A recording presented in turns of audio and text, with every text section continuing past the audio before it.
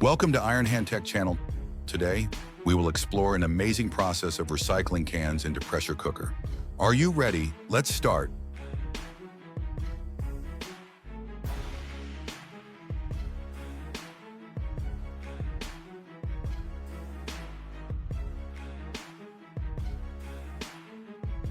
We are at a local recycling plant where aluminum cans are collected from many places and brought here to be prepared for recycling.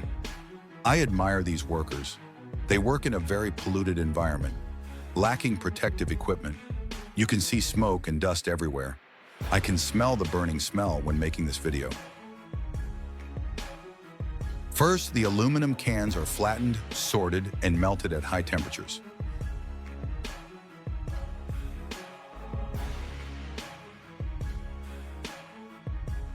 Aluminum is an ideal material for beverage packaging because it is lightweight, corrosion-resistant, easy to produce, and of course, easy to recycle. Aluminum also does not react with the ingredients in soft drinks, ensuring safety for consumers.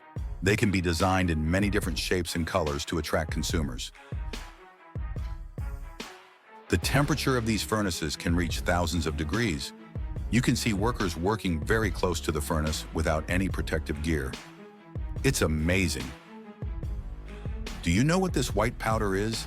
It is magnesium, which plays a very important role in this process. Magnesium has the ability to combine with some impurities in the molten aluminum, forming compounds with lower density.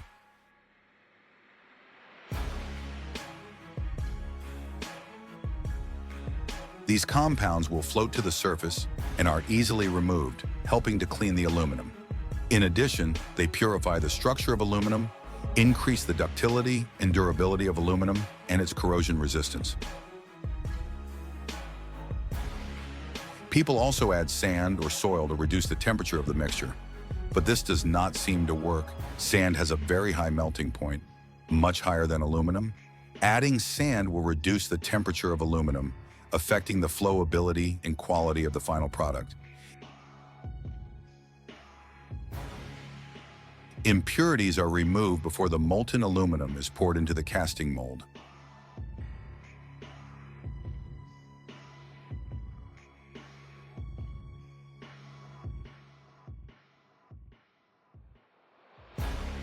Molten aluminum is poured into rectangular molds.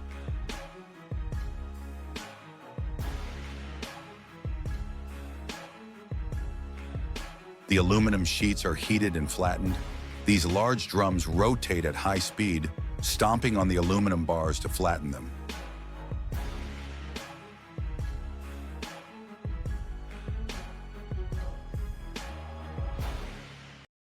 And once again, the aluminum sheets were tortured.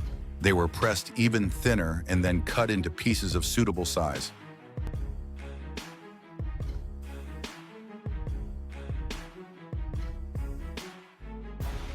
And now they were round.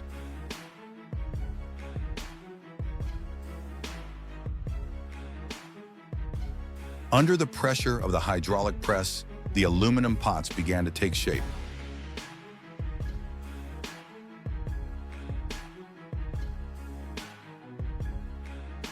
This guy's doing the grinding process. Obviously, it makes these pots look nicer. Did you know that recycling aluminum reduces carbon dioxide emissions by 95% compared to producing virgin aluminum? And recycling 1 ton of aluminum can save 15 tons of bauxite ore, 10,000 kilohours of electricity, and 35,000 liters of water. Of course, with the process at this factory, that number may not be accurate anymore. But it's certainly better than burying these aluminum cans underground, right?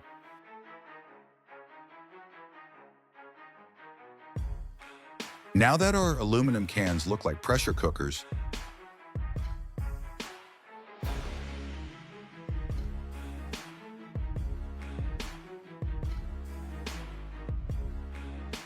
they are cleaned with specialized cleaning solutions, usually NaOH or HCl. For recycled aluminum, people need a strong cleaning method because aluminum contains many impurities.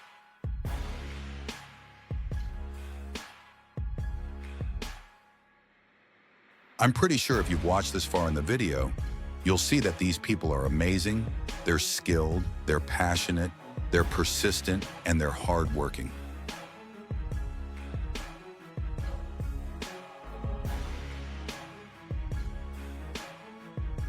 You also find your work day-to-day much less tiring. Personally, I both admire and feel quite worried about them. Their health is likely to be affected when working long-term in these conditions.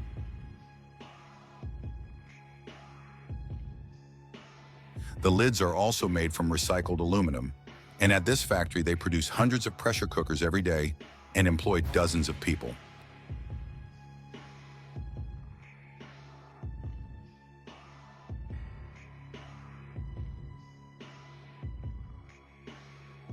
For me, there is nothing better than protecting the environment while creating jobs and income for others.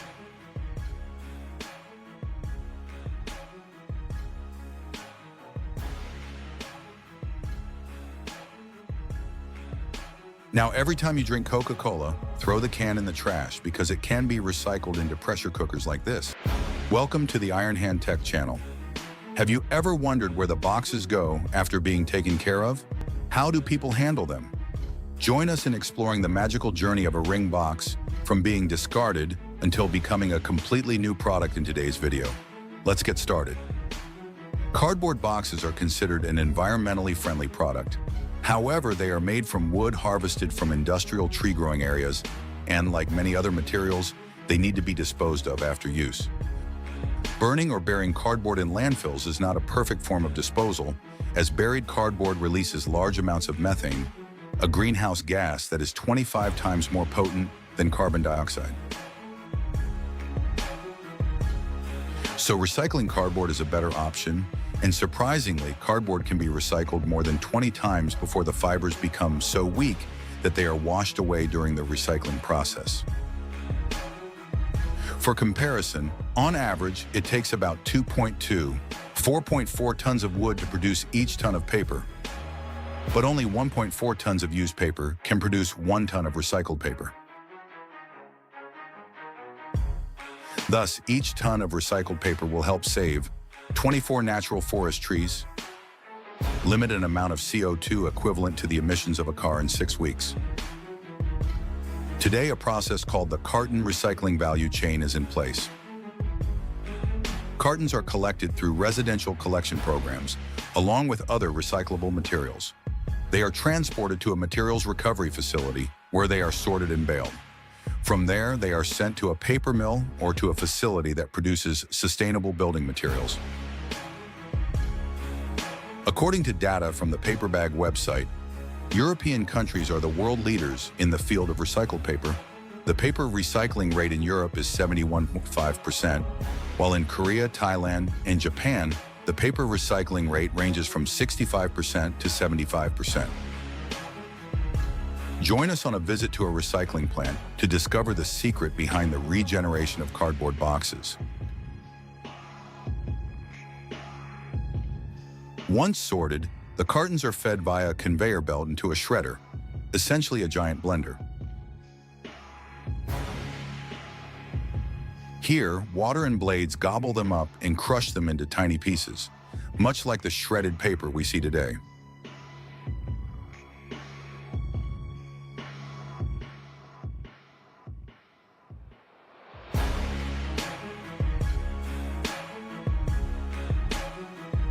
Once crushed, the scraps are fed into a large water tank where they are mixed with water and special chemicals to remove the ink and release the fibers in the paper. The fibers in the paper are broken down during this process and become suspended in the water to form a slurry. To ensure the quality of the pulp, the paper scraps are passed through a filter. This centrifuge removes foreign matter such as tape or glue. Plastics and metals are also removed during this process. Plastics float on top while metals sink to the bottom. To make the recycling process easier, today, right from the production stage, people have effective measures such as choosing the right ratio of wood fiber, using environmentally friendly adhesives, minimizing non-recycled components, and using environmentally friendly printing inks. Now that we have the pulp, it is pumped through the pipes and sent to the forming machine.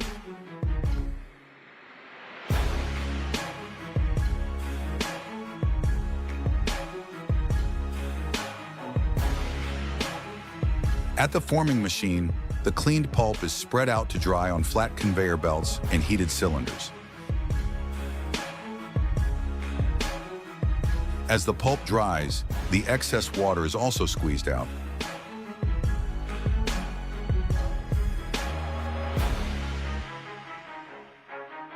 This process effectively forms long rolls of solid sheets from the fibers.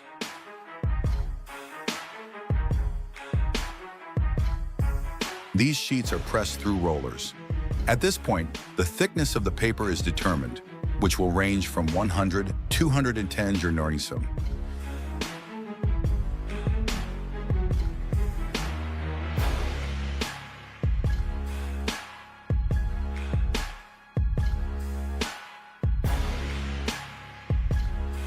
This process produces large rolls of brown paper, 2.5 mm wide, which can weigh up to 10 tons.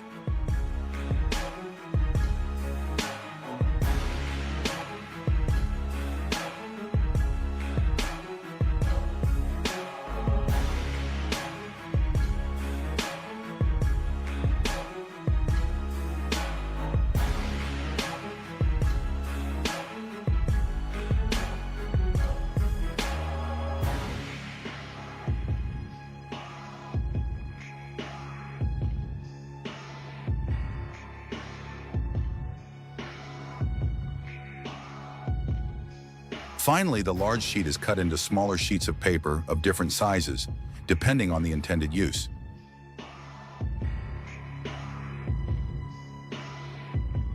These sheets of paper will be used to produce many other useful products, such as paper boxes, toilet paper, tissues, helping us save resources and protect the environment.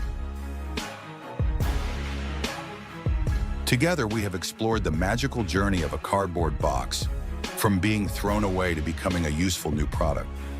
Recycling cardboard not only helps protect the environment, but also contributes to building a sustainable future. Imagine a world without waste, a world covered with green forests, and a world where we can enjoy clean air. Welcome to IronHand Tech. The world produces over 2 billion tons of trash every year, enough to fill over 800,000 Olympic-sized lakes. And about 1/3 of that is either disposed of or openly burned. Massive landfills are still being fed every day, and by 2050, the amount of waste generated annually is expected to increase to 3.4 billion tons. As waste piles up, without landfills, we will live with the waste we ourselves create. So what is the solution to this problem? In fact, the waste management process includes collection, treatment, and disposal.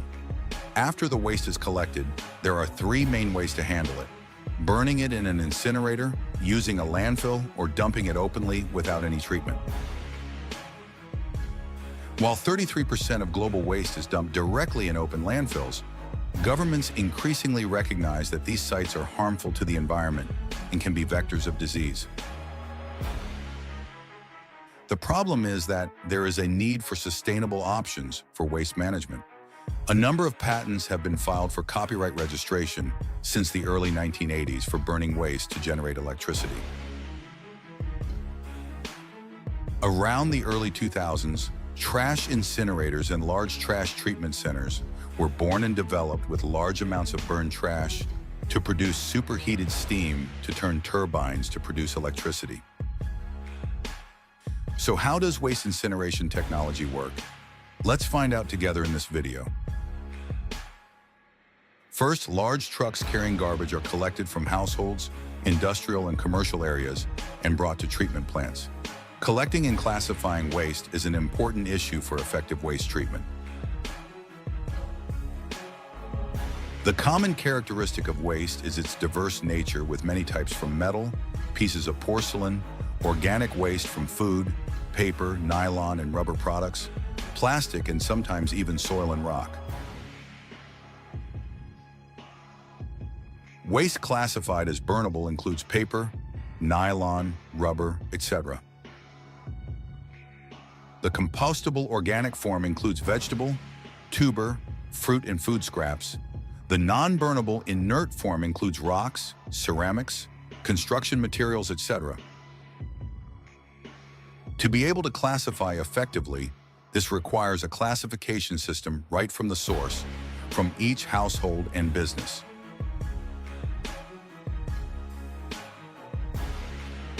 Huge cranes take trash from the bunker into the incinerator. The temperature in the oven is about 850–1000 degrees Celsius. The heat emitted from the combustion process is used to boil water in pipes placed in the furnace. Boiling water creates high-pressure steam. Steam under high pressure is directed to the turbine. When in contact with the turbine blades, the steam will exert a large force on the blades, causing them to rotate at high speed. The turbine shaft is connected to a drive shaft. The rotation of the turbine will drive this shaft. The drive shaft is connected to the generator. As the shaft rotates, the coils in the generator cut through the magnetic field, creating an induced current. Electricity produced from the generator will be transmitted through power lines to supply the plant's own operations and into the national grid. Exhaust gases from the combustion process are passed through a treatment system before being released into the environment. The incineration process reduces the volume of waste by 90%, which saves space for landfills. Metals and non-ferrous metals will be recovered from the ash. After that, the ash and slag are buried in safe landfills.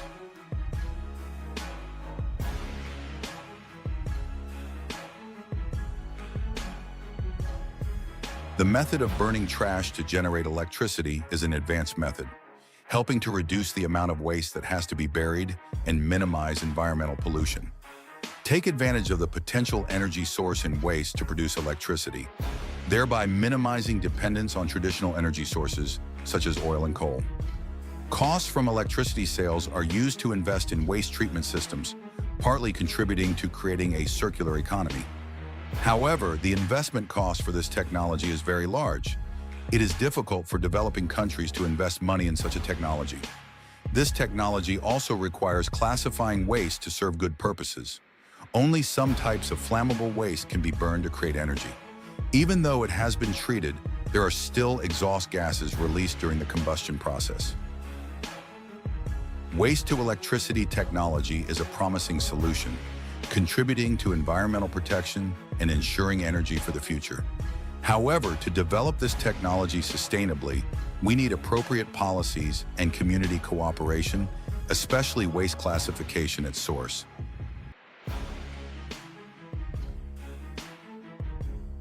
Hello everyone, welcome back to IronHand Tech Channel. Today we will explore a very interesting and rewarding recycling process. Stay here because you won't want to miss this. Copper is present in most of the devices we use every day, from electrical wires, computers, motors. Did you know copper is one of the few materials that can be recycled many times without losing performance? There is also no difference in the quality of recycled and mined copper, so they can be used interchangeably. In addition to environmental benefits, recycling complex copper scrap, such as e-waste, promotes the recovery of many other metals such as gold, silver, nickel, tin, lead, and zinc. Each year, about 8.7 million tons of scrap copper are recovered and put into the recycling process. Statistics show that recycling 1 ton of copper can save up to 85% of energy compared to producing 1 ton of new copper. So how does the process at the copper recycling plant work? Let's find out in today's video.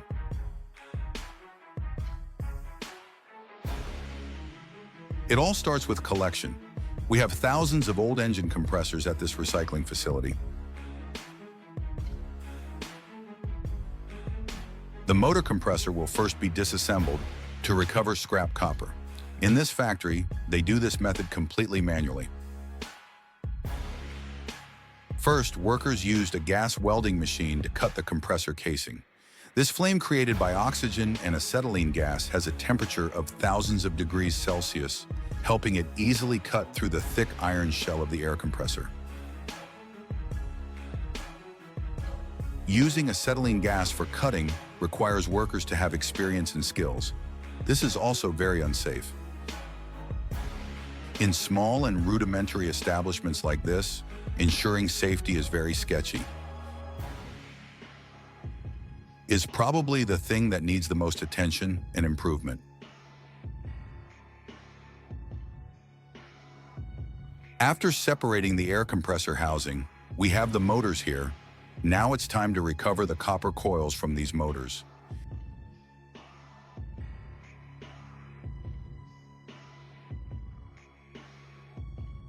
This guy really has very good skills. With just one pair of scissors, he skillfully separated the copper coils from the motor.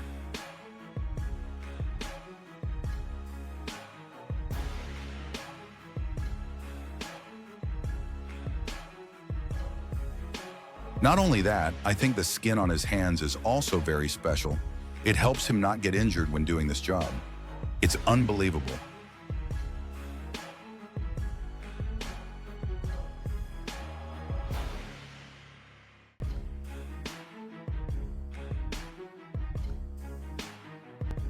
The copper coils are then melted in large furnaces.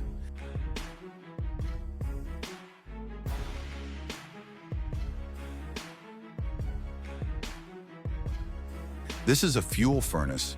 It uses gas to generate heat. Copper scrap is placed in a furnace and heated directly by a flame.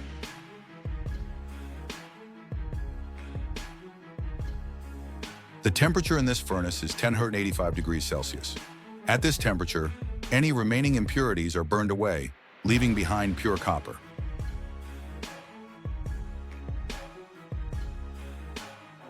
The liquid copper is then poured into molds to form large copper bars.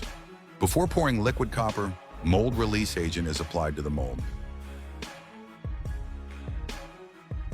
In this factory, people use oil as mold release agent. When the copper cools and hardens, the mold coating helps prevent the copper from sticking tightly to the mold, making the mold release process easier and avoiding product damage.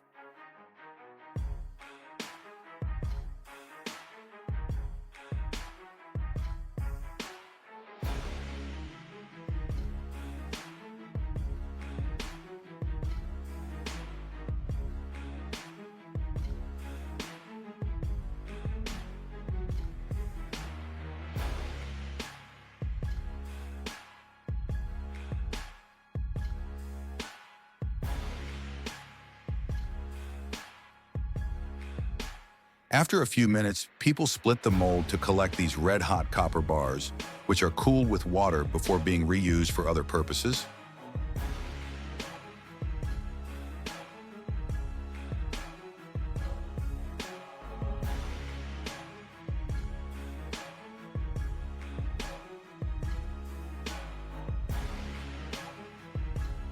Copper is one of the world's most recycled metals, and its recycling contributes to a step towards a more circular economy. Over the past decade, about 32% of annual copper use came from recycled sources. So there we have it, a wonderful journey into copper recycling. From collection to creating new products, recycling copper is a win for both the environment and the economy.